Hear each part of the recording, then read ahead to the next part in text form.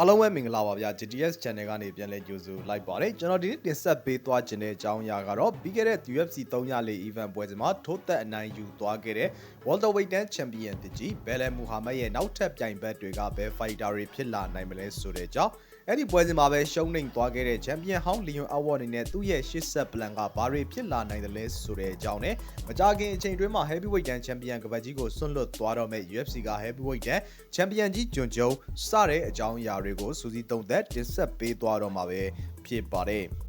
ပထမဦးဆုံးအနေနဲ့တင်ဆက်ပေးသွားခြင်းတဲ့အကြောင်းအရာကတော့ UFC ရဲ့304 event ပွဲစဉ်မှာထိုးသက်အနိုင်ယူသွားခဲ့တဲ့ UFC ရဲ့ Welterweight Champion တကြီး Belal Muhammad ရဲ့နောက်ထပ်ပြိုင်ဘက် fighter တွေကဘယ် fighter တွေဖြစ်လာနိုင်တယ်လဲဆိုတဲ့အကြောင်းကိုသုံးသက်တင်ဆက်ပေးသွားမှာပဲဖြစ်ပါတယ်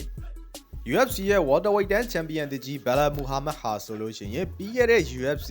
304 event ပွဲစဉ်မှာUFC ရဲ့အရင်တုန်းက Welterweight Champion ဟောင်းကြီး Leon Edwards ကိုအနိုင်ယူသွားခဲ့ပြီးတော့ Welterweight Champion ကပတ်ကိုရရှိခဲ့တာဖြစ်ပါတယ်။အဲ့ဒီပွဲစဉ်မှာဆိုလို့ရှိရင် break သက်တွေမျောလင့်ထားတာနဲ့လုံးဝကိုဒီစန့်ကျင်ဘက် Belal Muhammad အနေနဲ့လုံးပြသွားခဲ့တာဖြစ်ပြီးတော့သူ့အနေနဲ့သူ့ရဲ့အင်မတန်မှကောင်းမွန်လွန်းလာတဲ့ game plan ကြောင့်Welterweight Champion ဟောင်း Leon Edwards ကိုအသာစီးကစားပြသွားပြီးတော့နိုင်ယူရရှိသွားခဲ့တာပဲဖြစ်ပါတယ်။အဲ့ဒီပွဲစဉ်မှာဆိုလို့ရှိရင်လည်းပရိသတ်တွေကိုဒီ Belal Muhammad အနေနဲ့သူ့ရဲ့ကစားပုံကစားနည်းကပြင်းဖို့ကောင်းတယ်ဆိုတာလုံးဝမဟုတ်ဘူးဆိုတဲ့အကြောင်းကိုသက်သေပြသွားခဲ့တာဖြစ်ပြီးတော့ပွဲစဉ်တစ်ပွဲလုံးမှာ Leon Edwards ကိုတိတ်တောင်းရယူတာတွေကင်ပေါက်ပြတာတွေ striking ဘိုင်းမှာလုံးဝကိုအသာစီးရယူပြီးတော့ထိုးပြသွားတာတွေကိုကြည့်မယ်ဆိုလို့ရှိရင် Belal Muhammad အနေနဲ့တကယ်ကိုထိုက်တန်တဲ့ဒီ champion တူဖြစ်တဲ့အကြောင်းသက်သေပြသွားခဲ့တာဖြစ်ပါတယ်။ဒါ့အပြင်ပို့ပြီးတော့မိုက်တဲ့အကြောင်းအရာတစ်ခုကိုပြောပြရမယ်ဆိုရင်UFC ရဲ့ Welterweight ကနေပြီးတော့အောက်ထက်အတန်းငယ်လေးတွေမှာဆိုလို့ရှိရင်35နှစ်ကျော်တဲ့ champion မဖြစ်နိုင်ဘူးဆိုတဲ့ကျိန်စာကိုလည်း Belal Muhammad ကချိုးဖျက်သွားပြခဲ့တာဖြစ်ပြီးတော့32နှစ်အရွယ်သားရှိသေးတဲ့လူငယ် fighter Leon Edwards ကိုအသာစီးကစားပြသွားတာကတော့တော်တော်လေးကိုမိုက်တဲ့ရလဒ်တစ်ခုလိုပဲပြောရမှာပဲဖြစ်ပါတယ်။အဲ့ဒီပွဲစဉ်ကိုအသေးချာသုံးသပ်ကြည့်မယ်ဆိုလို့ရှိရင်တော့ Belal Muhammad အနေနဲ့ဒီသူ့ရဲ့ game plan ကို Habib Nurmagomedov တို့အဖွဲ့ကဆွဲပေးထားတယ်လို့ပြောခဲ့တာဖြစ်ပြီးတော့အဲ့ဒီပွဲစဉ်မှာ Belal Muhammad အနေနဲ့ Leon Edwards ကိုလုံးဝကိုသူ့ရဲ့ချစ်ကန်ချက်ထွက်မလာနိုင်အောင်ဆော့ပြသွားခဲ့တာဖြစ်ပြီးတော့ striking ဘိုင်းမှာဆိုလို့ရှိရင်လည်း Leon Edwards ရဲ့ဒီလိုအပ်ချက်ရှိတဲ့အပိုင်းတွေကိုတောက်လျှောက်တိုက်ခိုက်ပြသွားခဲ့တာက Belal Muhammad အတွက်လုံးဝကိုအမှတ်ရစေတဲ့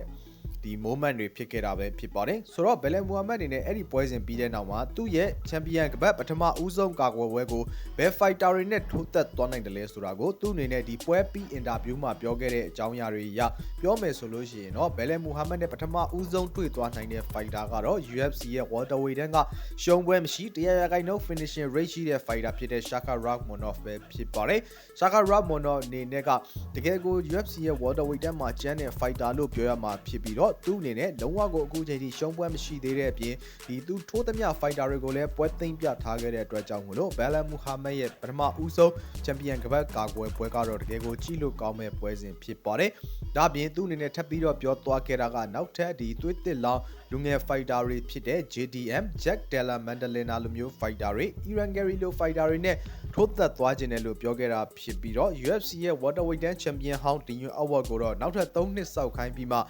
champion ကပတ်ကာကွယ်ပွဲပြန်ပြီးတော့မကြေဝဲပေးထိုးမယ်ဆိုပြီးတော့ပြောထားခဲ့တာပဲဖြစ်ပါတယ်ဆိုတော့သူပြောသွားတာတွေအပေါ်မှာဒီစဉ်းစားကြည့်မယ်ဆိုလို့ရှိရင်ဖြစ်နိုင်ဆုံးအရာကတော့သူနဲ့ပထမဦးဆုံးတွေ့မဲ့ fighter ကတော့ Shavkat Rakhmonov ပဲဖြစ်ပါတယ်ဆိုတော့ Shavkat Rakhmonov လို fighter မျိုးနဲ့ Belal Muhammad လို fighter မျိုးတွေ့ဆုံကြပြီဆိုလို့ရှိရင်ရလကဘယ်လိုဖြစ်သွားနိုင်တယ်လဲဆိုတာတော်တော်လေးကိုဒီ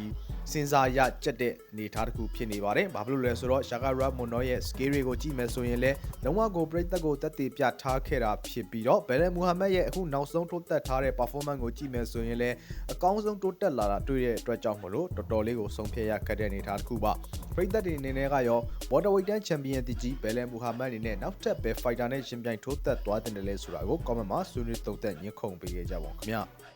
နောက်ထပ်တင်ဆက်ပေးသွားခြင်းတဲ့အကြောင်းအရာကတော့ UFC 304 event ပွဲစဉ်မှာပဲရှုံးနိမ့်သွားခဲ့တဲ့ Leon Edwards အနေနဲ့သူ့ရဲ့နောက်ထပ်ပြိုင်ဘက်ကဘယ် fighter ဖြစ်သွားနိုင်တယ်လဲသူ့ရဲ့နောက်ထပ်အခြေအနေဘာတွေရှိလာနိုင်တယ်လဲဆိုတဲ့အကြောင်းအရာကိုတင်ဆက်ပေးသွားခြင်းပါတယ်ပြီးခဲ့တဲ့ UFC 304 event ပွဲစဉ်မှာဆိုလို့ရှိရင် UFC ရဲ့ welterweight champion ဟောင်း Leon Edwards အနေနဲ့သူ့ရဲ့ UFC က fighter ဘဝ 9 နှစ်အတွင်းမှာပထမဦးဆုံးရှုံးပွဲကြုံခဲ့ရတာဖြစ်ပြီးတော့သူ့အနေနဲ့သူ့ရဲ့73ပွဲဆက်တိုက်နိုင်ယူရရှိထားတဲ့13-5 win streak ကိုရှုံးနိမ့်ခဲ့ရတာပဲဖြစ်ပါတယ်။အဲ့ဒီပွဲစဉ်မှာဆိုလို့ရှိရင်တော့သူနဲ့ထိုးသက်သွားတဲ့သူ့ရဲ့ပြိုင်ဘက်ဘယ်လယ်မူဟာမက်အနေနဲ့အကောင်းဆုံး game plan ကိုရေးဆွဲလာခဲ့တာဖြစ်ပြီးတော့လီယွန်အဝတ်ကိုဘယ်လုံးမှအနိုင်ယူရရှိလို့မရအောင်လုပ်ပြသွားပြီးတော့အနိုင်ယူသွားခဲ့တာပဲဖြစ်ပါတယ်။ဆိုတော့လီယွန်အဝတ်အနေနဲ့အဲ့ဒီပွဲစဉ်မှာရှုံးနိမ့်သွားခဲ့ရတာကတော့ကျွန်တော်အနေနဲ့သုံးသပ်ခဲ့ဘူးလို့ပဲလီယွန်အဝတ်ဟာအဲ့ဒီပွဲစဉ်မှာသူ့အနေနဲ့စိတ်သက်ပိုင်းဆိုင်ရာကြန့်ခိုင်မှုလိုအပ်ချက်ရှိနေတာဖြစ်ပြီးတော့သူ့ရဲ့ပြိုင်ဘက်ဖိုက်တာဖြစ်တဲ့ဘယ်လယ်မူဟာမက်ကိုအထင်သေးမိသွားတဲ့အတွက်ကြောင့်မလို့အဲ့ဒီပွဲစဉ်မှာရှုံးနိမ့်သွားခဲ့ရတာပဲဖြစ်ပါတယ်ဘယ်လယ်မူဟာမက်အနေနဲ့အရင်တုန်းကဆိုလို့ရှိရင်တော့သူ့အနေနဲ့ performance ဘိုင်းမှာအနေငယ်လိုအပ်ချက်တွေရှိတဲ့ fighter ဖြစ်ပြီးတော့ဘယ်လယ်မူဟာမက်အနေနဲ့ဒီသူ့ရဲ့ပြိုင်ဘက် fighter ကို pressure ပေးတဲ့နေရာမှာအနေငယ်လိုအပ်ချက်တွေရှိနေကြတာပဲဖြစ်ပါတယ်ဒါပေမဲ့လည်းပြီးခဲ့တဲ့ဒီတနင်္ဂနွေနေ့ကထိုးသက်သွားတဲ့ပွဲစဉ်မှာဆိုလို့ရှိရင်တော့ဘယ်လယ်မူဟာမက်အနေနဲ့တခြား fighter တယောက်ဖြစ်သွားသလိုကိုလုံးဝကိုပြောင်းလဲသွားတဲ့အတွက်ကြောင့်မို့လို့အဲ့ဒီပွဲစဉ်မှာလီယွန်အဝတ်အနေနဲ့အားသင်ခဲ့ရတာဖြစ်ပြီးတော့သူ့အနေနဲ့ဘာမှလည်းမလုပ်နိုင်တဲ့အတွက်ကြောင့်မို့လို့စိတ်သက်တွေအင်မတန်ကြခဲ့ရတာဖြစ်ပြီးတော့ရှုံးနိမ့်သွားခဲ့ရတယ်လို့ကျွန်တော်အနေနဲ့ကတော့သုံးသပ်ပြီးပါတယ်ဆိုတော့ Leon Award အနေနဲ့နောက်တစ်ချိန်ပြန်လဲစိန်ခေါ်နိုင်ဖို့အတွက်သူ့အနေနဲ့နောက်ထပ် fighter တယောက်ကိုအနေငယ်ထုတ်သက်နိုင်ယူပြီးတော့မှ champion စိန်ခေါ်ခွင့်ပြန်ပြီးတော့ပေးမယ်ဆိုတဲ့အကြောင်းကို UFC ရဲ့ဥက္ကဋ္ဌကြီးဒေနာဝက်ကလည်းပြောသွားခဲ့တာပဲဖြစ်ပါတယ်ဆိုတော့ Leon Award အနေနဲ့ဘယ် fighter နဲ့ထိုးသက်သွားနိုင်တယ်လဲဆိုတာကိုခံမှန်းကြည့်ရမယ်ဆိုလို့ရှိရင်ချစ်ကပြောခဲ့သလို Shaka Rahmonov ကတော့ champion စိန်ခေါ်ခွင့်ကျင်းသေးပေါက်ရရှိသွားမှာပါဆိုတော့ဒီ Leon Award အနေနဲ့နောက်ထပ် fighter တွေဖြစ်တဲ့ JDM လို့ fighter တွေဒါမှမဟုတ် Iran Gary လို့ fighter တွေနဲ့ထိုးသက်ပြီးတော့နိုင်ယူရရှိသွားတော့မှသူအနေနဲ့ဒီ champion စိန်ခေါ်ခွင့်ကိုပြန်လည်ရရှိသွားနိုင်ပါတယ်ဆိုတော့ဒီ Leon Award ရဲ့နောက်ထပ်ပွဲစဉ်ဟာဆိုလို့ရှိရင် Champion ကပတ်စိန်ခေါ်ခွင့်တန်းရရှိအောင်မှာမဟုတ်ဘဲနဲ့နောက်ထပ် fighter တူးနဲ့ထိုးသက်ရမှာဖြစ်တဲ့အတွက်ကြောင့်မလို့ကျွန်တော်တို့ပြည်သက်တွေနဲ့ဒီ Leon Award ဟာဘယ် fighter နဲ့ထိုးသက်သွားမလဲဆိုတာကိုစောင့်ကြည့်သွားဖို့လိုအပ်တာပဲဖြစ်ပါတယ်ပြည်သက်တွေနဲ့ကရော Champion ဟောင်းကြီး Leon Award အနေနဲ့ Champion ကပတ်ပြန်လဲစိန်ခေါ်ခွင့်ရရှိဖို့အတွက်နောက်ထပ်ဘယ် fighter နဲ့ထိုးသက်သွားတယ်လဲဆိုတာကို comment မှာဆွေးနွေးသုံးသပ်ညှင်းခုန်ပေးခဲ့ကြပါဦးခင်ဗျာနောက်ဆုံးတင်ဆက်ပေးသွားခြင်းတဲ့အကြောင်းကတော့ UFC ရဲ့ heavyweight တန်းကနေပြီးတော့နားယူသွားနိုင်တဲ့ UFC ရဲ့ heavyweight တန်း champion ကြီးဂျွန်ဂျုံဆိုတဲ့အကြောင်းအရာကိုတင်ဆက်ပေးသွားခြင်းပါတယ် UFC ရဲ့ heavyweight တန်း champion ကြီးဂျွန်ဂျုံဟာဆိုလို့ရှိရင်တော့ပြီးခဲ့တဲ့2022ခုနှစ်မှာသူ့ရဲ့ heavyweight တန်း champion ကပတ်ကိုရရှိခဲ့တာဖြစ်ပြီးတော့အဲ့ဒီအချိန်ကတည်းကနေစပြီးတော့ဂျွန်ဂျုံအနေနဲ့အခုအချိန်ထိလုံးဝကိုဒီ champion ကာကွယ်ပွဲမထိုးသက်ရသေးတာဖြစ်ပါတယ်ဂျွန်ဂျုံအနေနဲ့သူ့ရဲ့ champion ကာကွယ်ပွဲကိုပြီးခဲ့တဲ့2023ခုနှစ်နိုဝင်ဘာလမှာထိုးသက်ဖို့အတွက်စီစဉ်ထားခဲ့ပေမဲ့အဲ့ဒီပွဲစဉ်မှာသူ့အနေနဲ့ပွဲမထိုးသက်ခင်မှာပခုံးအရွတ်ပြဲတန်ရရရှိသွားတဲ့အတွက်ကြောင့်မလို့သူ့အနေနဲ့အဲ့ဒီပွဲစဉ်ကနေနှုတ်ထွက်လိုက်ရတာပဲဖြစ်ပါတယ်အဲ့ဒီလိုမျိုးနှုတ်ထွက်လိုက်ရပြီးတဲ့နောက်မှာဆိုလို့ရှိရင်တော့ UFC ဘက်ကနေပြီးတော့ဒီ Don Aspinall နဲ့ကိုဂျားပြက်ချန်ပီယံကပတ်လူပွဲတည့်ပေးလိုက်တာဖြစ်ပြီးတော့ Don Aspinall နဲ့ဂျားပြက်ချန်ပီယံကပတ်လူပွဲစဉ်ဒီအနိုင်ယူရရှိပြီးတဲ့နောက်မှာသူ့ရဲ့ဂျားပြက်ချန်ပီယံကပတ်ကိုတစ်ချိန်ကာကွယ်ပြီးတဲ့အချိန်ထိ UFC က heavyweight တန်းချန်ပီယံကြီးဂျွန်ဂျုံအနေနဲ့သူ့ရဲ့ပထမဦးဆုံးချန်ပီယံကပတ်ကာကွယ်ပွဲကိုမထိုးသက်ရသေးတာပဲဖြစ်ပါတယ်စတီဗင်မီယိုချစ်နဲ့ရှင်ပြိုင်ထိုးသက်သွားမယ်ဂျွန်ဂျုံဟာဆိုလို့ရှိရင်အခုလာမယ့်နိုဝင်ဘာလမှာရှင်ပြိုင်ထိုးသက်သွားမယ်လို့သိရပြီးတော့အဲ့ဒီပွဲစဉ်မှာဆိုလို့ရှိရင်သူ့အနေနဲ့စတီဗင်မီယိုချစ်ကိုဒီထိုးသက်နိုင်ယူပြီးတော့သူ့ရဲ့ချန်ပီယံကပတ်ကိုကာကွယ်ပြသွားမယ်ဆိုပြီးတော့ကြွေးကြော်ထားတာဖြစ်ပါတယ်ဒါပေမဲ့လည်းအဲ့ဒီပွဲစဉ်မတိုင်ခင်မှာဂျွန်ဂျုံအနေနဲ့ခဏအဖမ်းခံရတာတွေ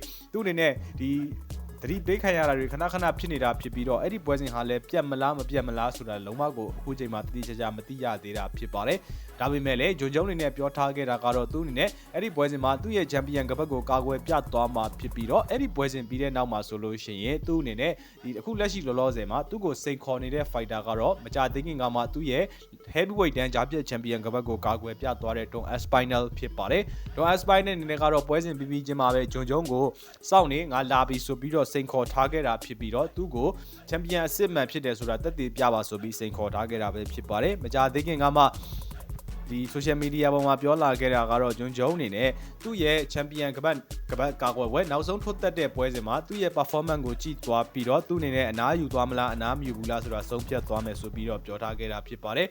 ဘာဖြစ်လို့လဲဆိုတော့သူနဲ့ရှင်ပြိုင်ထိုးသက်သွားမဲ့ Don Aspinall ကတော်တော်လေးကိုပွဲကျန်းတဲ့ fighter ဖြစ်ပြီးတော့ heavyweight တန်းမှာလုံးဝကိုအလဲထိုး power ကျန်းရှိတဲ့အတွက်ကြောင့်မလို့ဂျွန်ဂျုံအနေနဲ့ Don Aspinall နဲ့သာထိုးသက်သွားမယ်ဆိုလို့ရှိရင်ရှုံးသွားနိုင်တဲ့အတွက်ကြောင့်မလို့သူ့ရဲ့ဒီရှုံးပွဲမရှိစံချိန်ပြတ်သွားနိုင်တဲ့အတွက်ကြောင့်မလို့ဂျွန်ဂျုံအနေနဲ့စဉ်းစားနေတာလို့လဲကျွန်တော်အနေနဲ့ကတော့ထင်မြင်သုံးသပ်ပြီးပါတယ်ဘယ်လိုပြောဂျွန်ဂျုံအနေနဲ့ အဲ့ဒီပွဲစဉ်ကိုသာလက်မခံဘဲနဲ့အနားယူသွားမယ်ဆိုလို့ရှိရင်တော့လုံးဝသတ်မှတ်လို့ရတာကဂျွန်ဂျုံဟာတွန်အက်စပိုင်းနဲ့ကိုကြောက်လို့ထွက်ပြေးသွားတယ်လို့သတ်မှတ်လို့ရနေတာပဲဖြစ်ပါတယ်ဆိုတော့ပရိသတ်ကြီးအနေနဲ့ကရောဂျွန်ဂျုံအနေနဲ့ဒီတွန်အက်စပိုင်းနဲ့ထိုးသက်သွားမယ့်အချိန်မှာတကယ်နဲ့ထိုးသက်သွားခဲ့ပြလို့ရှိရင်ဂျွန်ဂျုံအနေနဲ့ရောတွန်အက်စပိုင်းနဲ့ကိုနိုင်ယူရရှိသွားနိုင်ပါမလားဆိုတာကို comment မှာဆွေးနွေးသုံးသပ်ညှင်းခုန်ပေးခဲ့ကြပါအောင်ခင်ဗျာဗီဒီယိုလေးကိုစုံလည်ကြည့်ပေးတဲ့အတွက်ကျေးဇူးများကြီးတင်ပါတယ်